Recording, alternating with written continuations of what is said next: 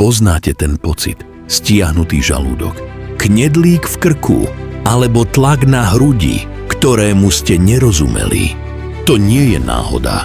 Vaše telo sa vám snaží poslať urgentnú správu o vašich peniazoch, vzťahoch alebo sebahodnote.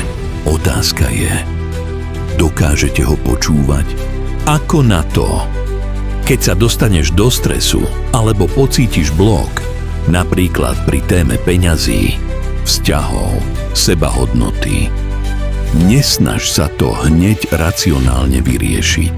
Zatvor oči a presuň pozornosť do tela. Kde to cítiš? Je to tlak na hrudi? Stiahnutý žalúdok? Knedlík v krku? Audit.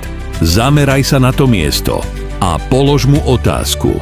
Keby tento tlak mohol hovoriť, čo by povedal? Pred čím ma chráni?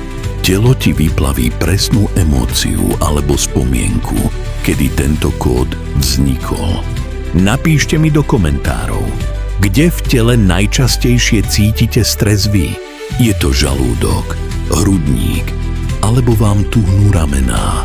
Poďme o tom hovoriť. Klikni na tlačidlo odoberať a zapni si zvonček. Budujeme to spolu.